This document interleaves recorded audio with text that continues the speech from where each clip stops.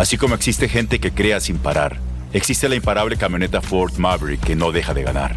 Top pick de Consumer Reports como la mejor camioneta pequeña y camioneta compacta número 1 según Motor Trend. Pero la camioneta Ford Maverick no está aquí para presumir. Está diseñada para quienes prefieren crear con sus propias manos y para los que necesitan una camioneta que los ayude a concretar ideas. Así que eso que estás pensando hacer, llévalo, cárgalo, hazlo con Maverick.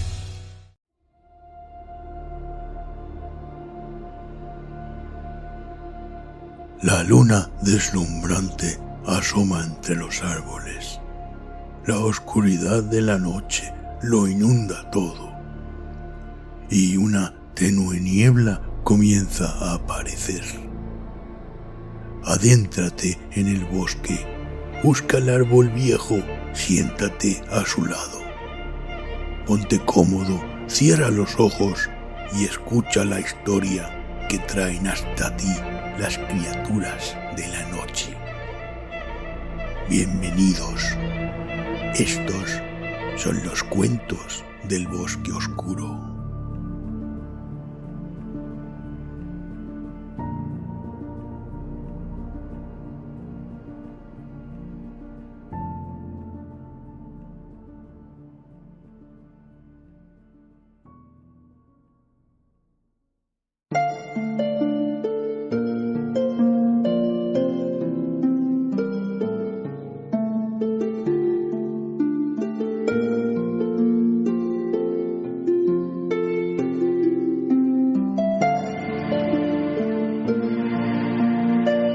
La vid del campo muerto, de A. G. Novak.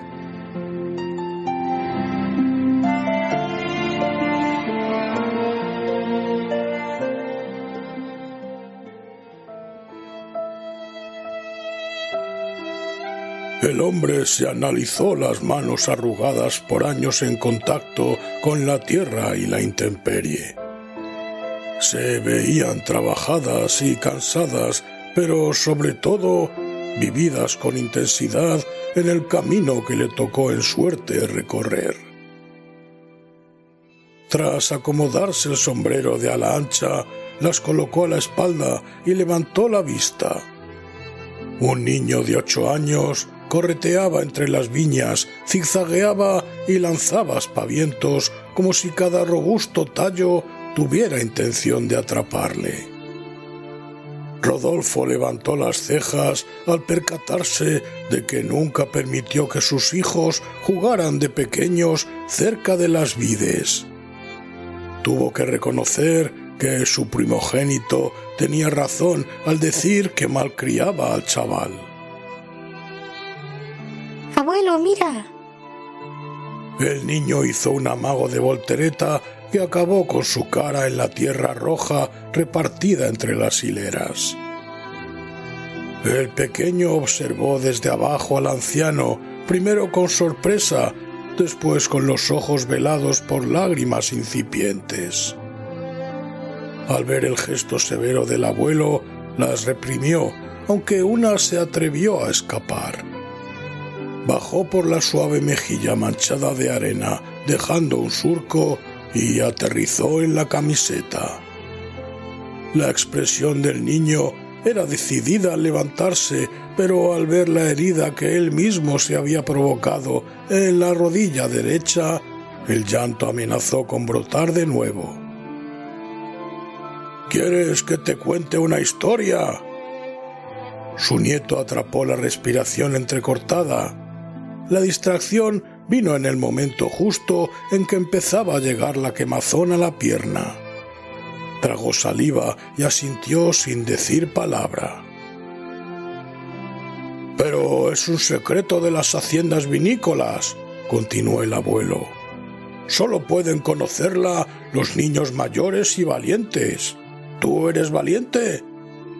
«Y mayor», contestó la criatura tratando de reprimir el hipo. Rodolfo se ajustó las gafas oscuras y con dificultad se sentó en la tierra irregular. Lo acogió con nostalgia. Hacía demasiado tiempo que no se agachaba a tocarla. le dio la bienvenida como la vieja amiga que era. El nieto se acercó y lo imitó. Ya había olvidado el raspón de la rodilla. Esta historia es muy antigua. Nadie sabe muy bien en qué pueblo ocurrió, pero los que amamos el vino y trabajamos donde nace, la conocemos bien. Algún día heredarás el viñedo de esta familia. Ya va siendo hora de que también la escuches. El niño cruzó las piernas y se movió en el sitio entusiasmado. El relato comenzó antes incluso de que pudiera prepararse. Hace mucho tiempo, cruentas guerras volvieron yerma a la tierra de nuestros antepasados. En lugares que antaño poblaban vides que cubrían los montes hasta donde llegaba la vista, solo quedaba polvo, hambre y muerte. Una joven llamada Mencía, que vivía en una de las aldeas más pobres, se recostó una noche en el campo antaño fértil y le pidió al cielo que los ayudase. Se quedó dormida sobre la superficie seca y regó con sus lágrimas desesperadas las grietas donde ya no nacía nada. A la mañana siguiente regresó a casa sintiéndose extraña. A los pocos meses todos notaron que su vientre estaba abultado. Ella juró por lo más sagrado que no conocía varón, aunque pocos la creyeron. El padre, un hombre viudo, sencillo pero justo, protegió a su hija de las habladurías y la mantuvo en casa, convencido de que el Altísimo tenía planes que él no era capaz de entender. 9 meses después, Mencía dio luz a un niño en el mismo suelo en que todo empezó. Lo hizo sola, con la esperanza de que la fuerza que concibió a su hijo la ayudase en el trance. Al llegar al mundo, le dedicó su primer llanto. La piel casi traslúcida del bebé y los iris de color rojo oscuro contrastaron con la tez morena y ojos castaños de su madre, que acunaba el frágil cuerpo mientras se debatía entre la perplejidad y el amor.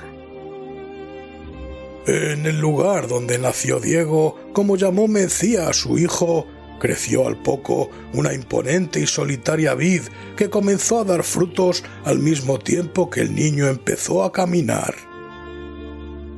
Las gentes del pueblo desconfiaron de esa magia.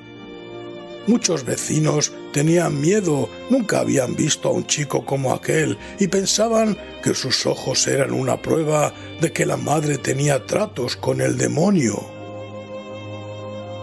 A pesar de todo, no osaron tocar al niño porque la superstición era fuerte, pero la comunidad unida por la adversidad también.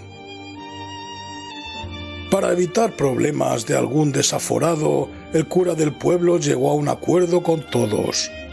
Ellos dejaban en paz al chaval y él se aseguraba de que estuviera apartado y no apareciera por la iglesia los domingos.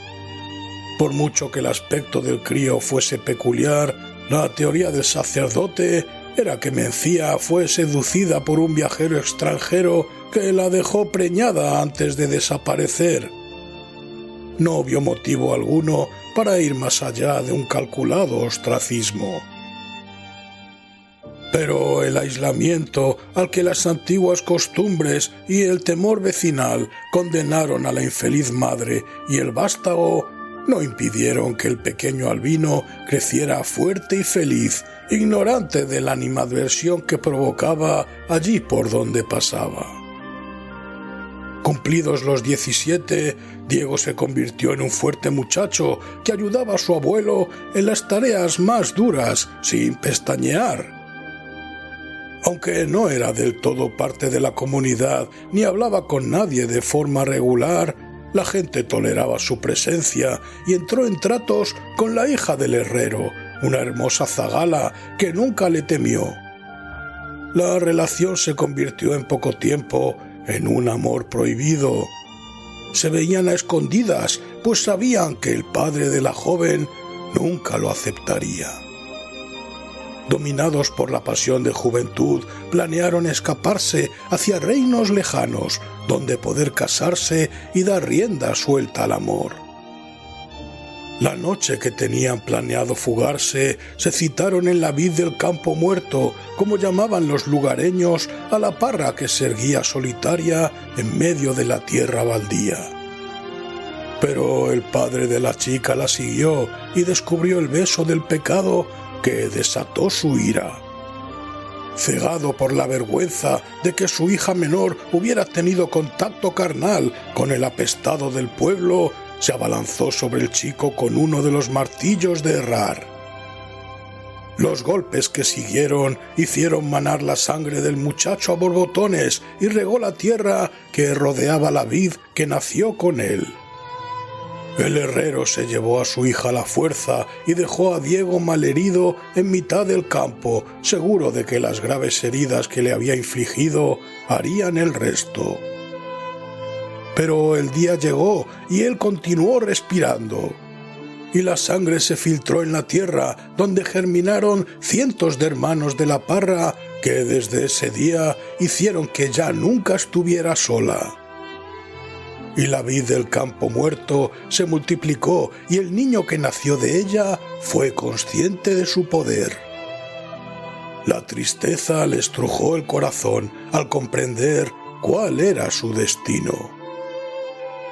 Nadie volvió a ver a Diego.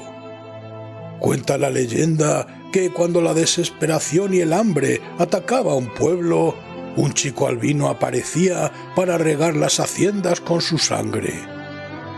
En poco tiempo, los campos que abonaba se transformaban en fértiles extensiones de tierra roja, donde se elevaban robustas vides que alcanzaban el cielo. Y así, gracias al niño que nació de la vid, nuestra tierra se convirtió en una de las productoras de vino más ilustres de Europa. Rodolfo entrelazó los dedos de sus manos sobre el regazo y dio por terminado el relato. El niño esbozó una mueca de decepción. ¿Y Diego nunca volvió a ver a su madre ni a la hija del herrero? El abuelo se encogió de hombros. Eso no se sabe, pero no es relevante. La sombra de duda visible en el niño le hizo entender que aún quedaba un poco para que fuese capaz de asimilar todo lo que acababa de contarle. Rodolfo sonrió mientras se levantaba renqueante. Se sacudió el polvo de los pantalones y extendió la mano para ayudar a su nieto. Lo que de verdad es importante en la historia es que recuerdes que estas tierras se construyeron sobre el sacrificio y la sangre de los que las amaban. El chico miró al abuelo sin terminar de comprender lo que intentaba decirle. La voz de su madre, llamándole desde la bodega, lo distrajo de sus pensamientos. El anciano hizo un gesto de asentimiento y le dio permiso para correr hacia ella. La familia lo esperaba. Era una ocasión especial. No todos los días cumple uno 70 años. Rodolfo caminó despacio hacia el conjunto de construcciones que presidían el viñedo, un legado del que estaba tan orgulloso como de sus hijos, a los que logró inculcar un amor inconmensurable por el lugar.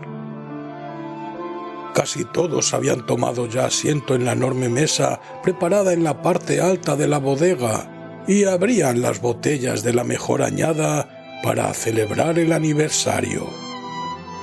Él disfrutó de la estampa con ternura. Le lanzó una ojeada cómplice a su mujer, que aguardaba con una habitual e infinita paciencia, y se excusó para limpiarse la tierra de las manos.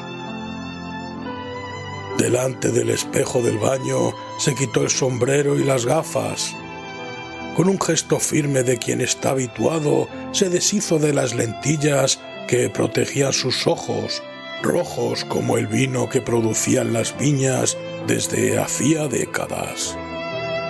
Después de tanto tiempo, La tierra ya no le necesitaba. Por fin podría descansar.